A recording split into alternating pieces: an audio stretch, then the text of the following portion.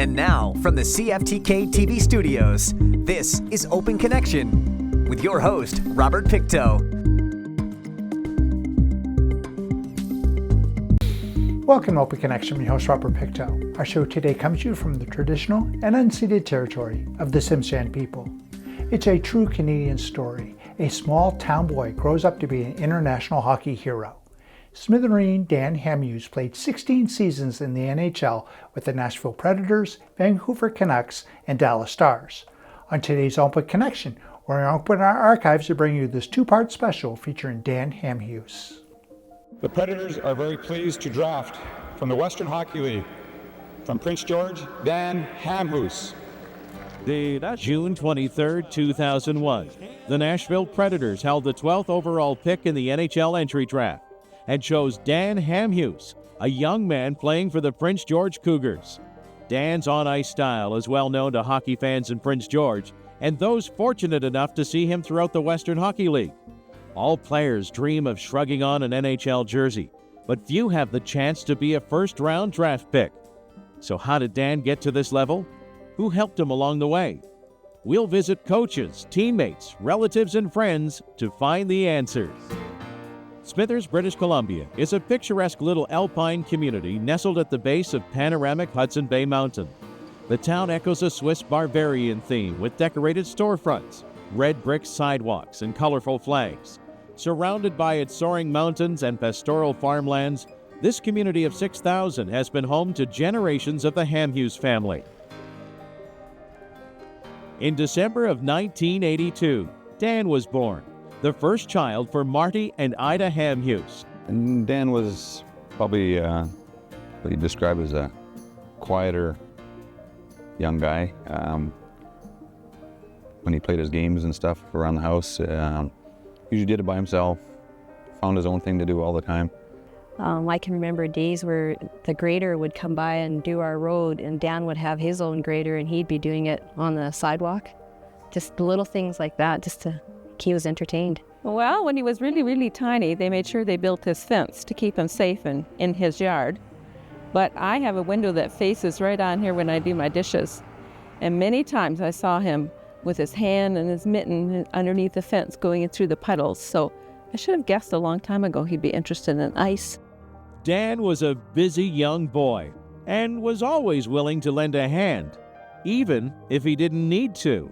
The neighbors next door have always been very, very good to us. And so Ida has always looked after our plants and watered my flowers and took care of the fish and anything that we've had in the house when we've gone on holidays.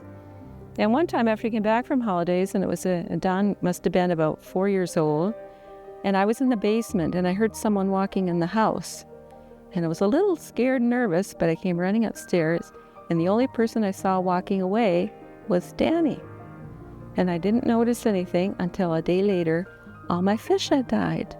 He overfed them. He was going to come over and do his little part for his neighbor lady, but he killed my fish. I never told him. He doesn't know.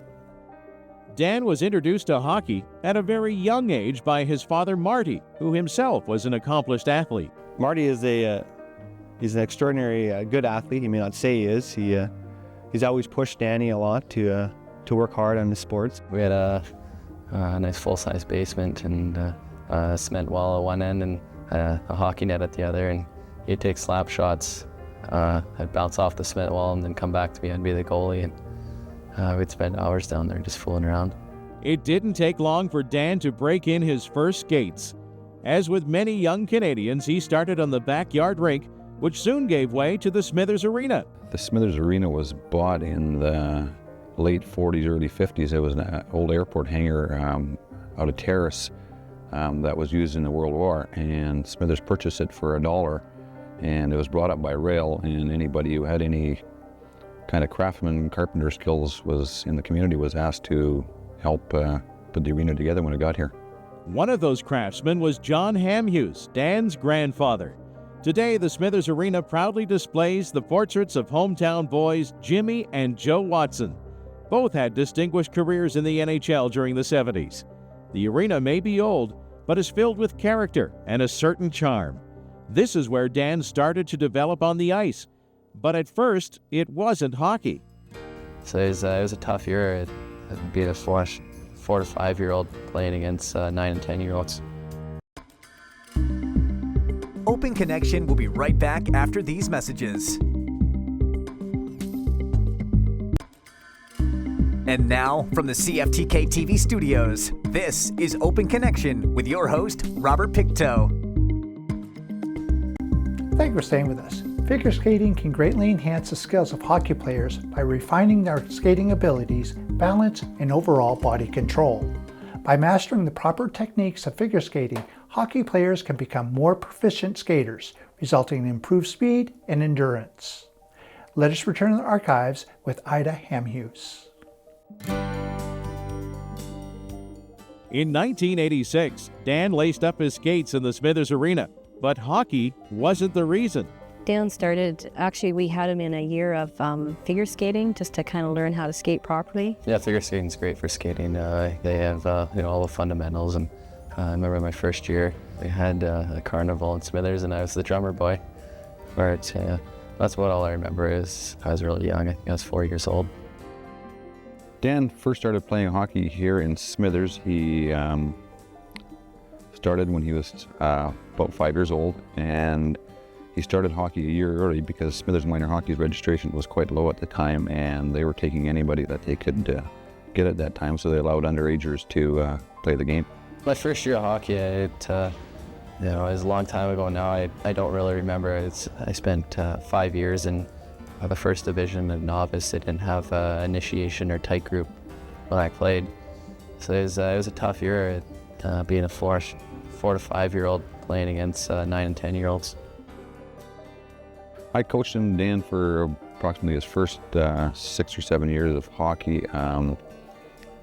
At that time, as well as they were looking for hockey players, they were also looking for coaches, so that's when I got involved.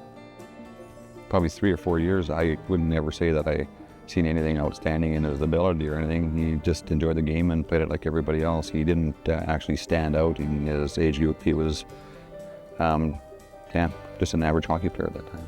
When I first started, I was just like every other kid, just out there for fun. And as I got older, I think it's a lot to do with my parents too. Just they supported me really well, and really gave me a lot of attention. And my dad coached me my first few years, which really helped me.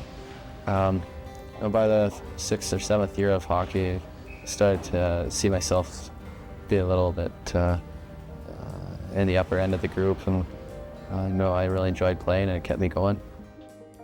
This morning, I did not score a goal, but we won our game against Smithers.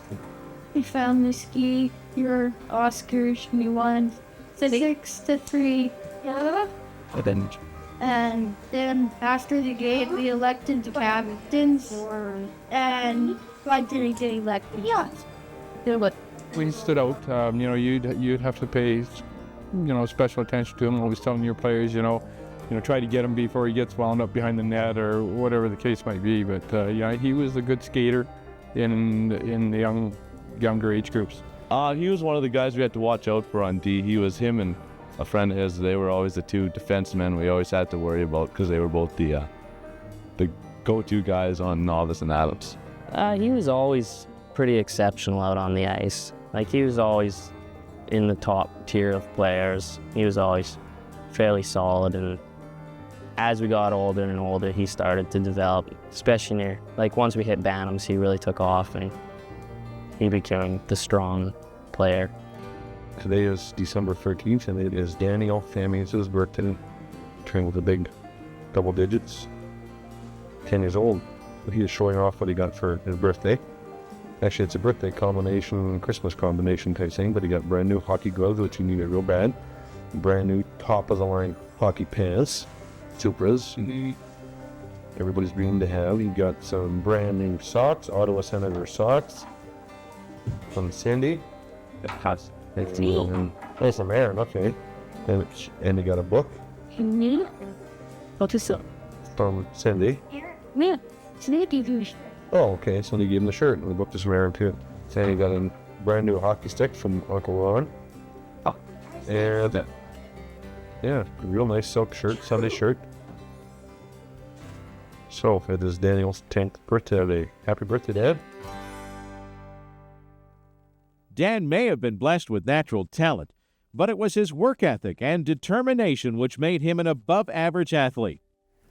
He just always worked hard. I think the effort he put in, he got back, and he was always working hard at something to become better. It was lots of fun because he was a great guy to watch and play with, and he led by example throughout the whole time I played with him. Yeah, he was always coachable kid. He was, he'd work hard in the practices. He was, like I say, always one of the stronger skaters. So in drills and stuff, he sort of always led the way, and he always worked hard. So it was easy to sort of convince the other kids to try to keep up with him. He always treated you with, he never looked down on you, because he was always a little bit better than everybody else, but he never looked down on you. I think that's one of the biggest things he's done ever since he was little, is you could always tell that he was willing to play more than anybody else, and I think that's been his biggest thing throughout the years. He's always willing to try hard and practice the hardest out of most people I've known. He was always competitive. He's always a really competitive guy, and he's always working hard at something. And I think just his competitiveness, and he's always a real smart kid. He'd always be thinking out on the ice, and he worked really, really hard at everything. Open Connection will be right back after these messages. And now, from the CFTK-TV studios, this is Open Connection with your host, Robert Pictou. Welcome back to Open Connection. From elevated alpine single track to paths meandering through northern woodland scenery, Smithers offers a combination of challenging, steep technical landscapes alongside all modern mountain flow. Let us return to the archives as Dan shares why he loves mountain biking. He's always been fairly quiet, but he's always worked hard. And, he's always been intense in what he tries to do or goes out and, to try to make hockey teams or what. He's intense and doesn't say much, but he gets the job done. When I first got to know him, I was coaching volleyball at the Christian school there, and Danny was a hockey player. I figured, well, yeah, there's another hockey player. He's going to struggle at volleyball and the sports we coach, but as time gone on, you could see how quickly he adjusted to volleyball and how an exceptional player he was. He was the MVP of our team in practice. He may know how to do it. He is an exceptional athlete, and he can figure it out after 2 or 3 times, but he stays late. He practices it over and over and over again. He doesn't give up. He may know how to do it. He may be the best guy in the team who can do this particular skill, but he keeps on trying it and doesn't give up. Although much of Dan's time was focused on hockey, it was only one of his many interests. He took full advantage of his love for the great outdoors. He was very active. Street hockey all the time, basement hockey. He was always outside doing something.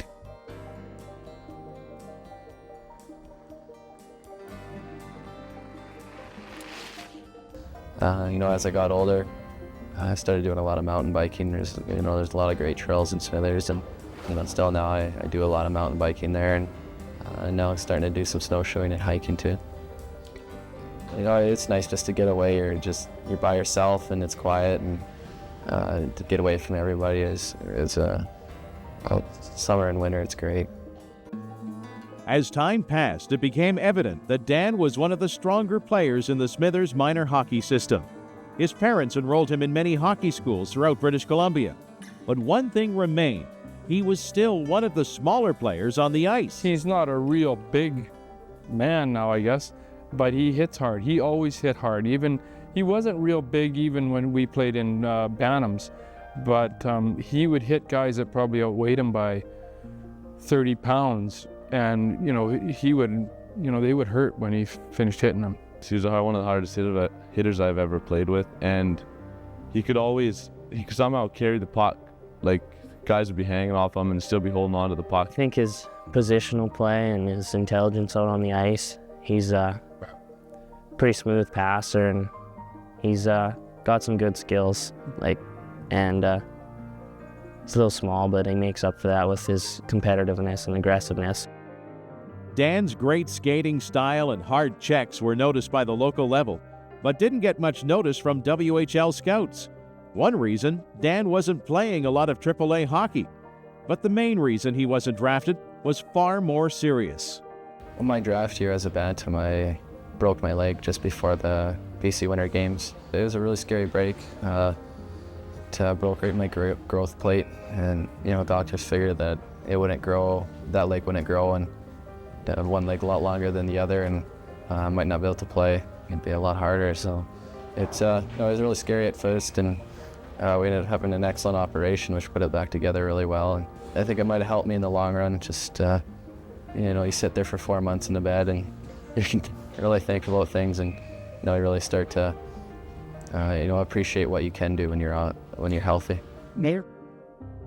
Well, he broke his leg in his first year of Bantams, I believe in about January, and that was the year of the Winter Games in Campbell River, and he was not able to go to that because he broke it about 3 weeks before the Winter Games, and obviously there were lots of scouts and stuff at the Winter Games. Bantam draft wasn't even a thought. We sort of found out after when the Northern BC team got back from the BC Winter Games that they were talking about scouts being there. A couple of guys off the team that I was supposed to play for, Team North, got drafted, but seeing I wasn't there, it was nobody really heard. Nobody comes out to Smithers that often to scout, so I ended up getting missed.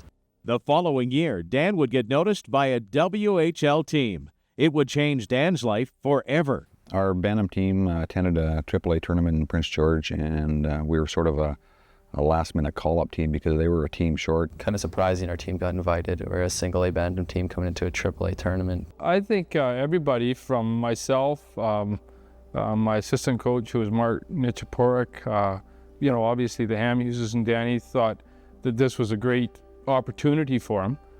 The best ever program was coming. That tournament happened in January.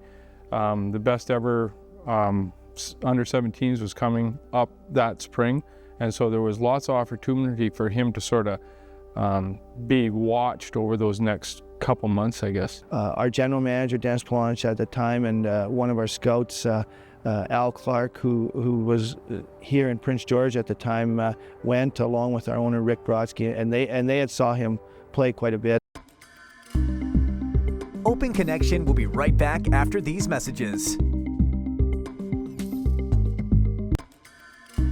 And now, from the CFTK-TV studios, this is Open Connection with your host, Robert Pictou.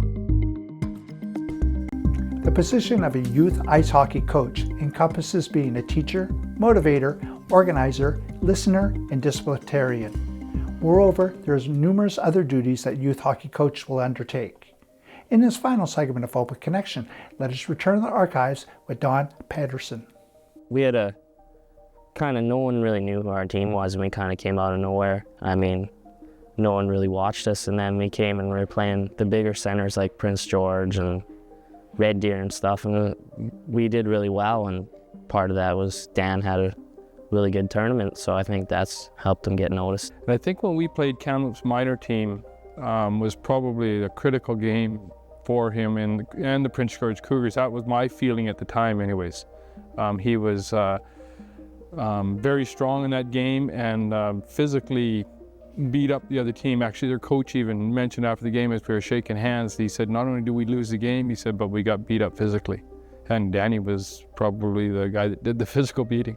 Some of the Cougar scouting staff was at some of the games, and that's where they first noticed me, and the following weekend they put me on their list. Prince Albert also was interested in Dan, and we were really hoping that they wouldn't get him because it would be so far away at such a young age. We're quite happy to get the Cougars call.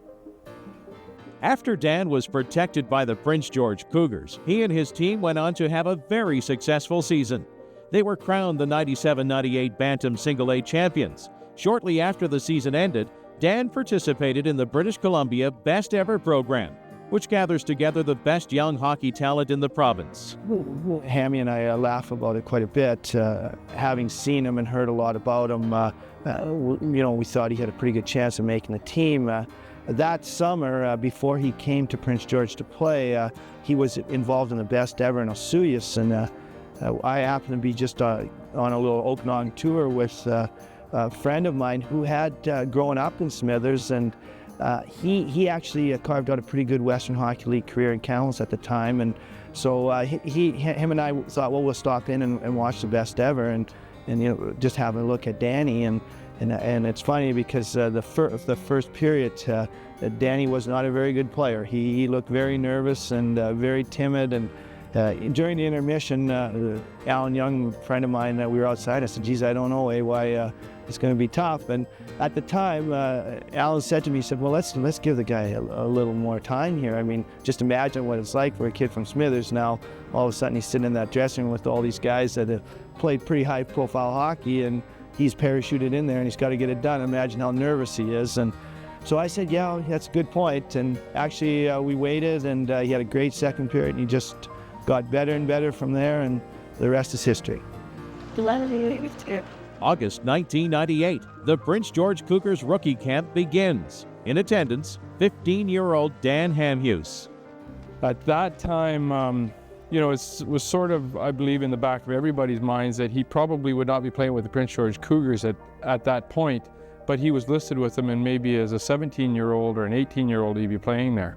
But then when he went to their rookie camp, I believe, in August, I was actually working at the credit union. Marty come down there, and he said, well, he's going to go to the Prince George Cougars rookie camp, but he says, I'm pretty sure he'll play with the Spruce Kings. Came to camp expecting to be cut the first couple of days and go home for a week and then try out for the Spruce Kings. I was talking to them for most of the summer. He was shy, there was no doubt about it. He was maybe a little overwhelmed because he wasn't, he really had no idea, and he didn't have a really good hold on it as far as what was in store for him. He had an air about him. He's very confident in himself, and that's exactly what he was the first day. About a week later, I was talking to Danny's uncle, and I said, geez, you heard anything from Prince George at all? And he says, well, I heard they had a picture of Danny in a Cougars uniform in the paper. So I said, oh, well, maybe he's going to end up playing there. So that was probably the time that there was, it was sort of set into reality they might be playing with the Cougars.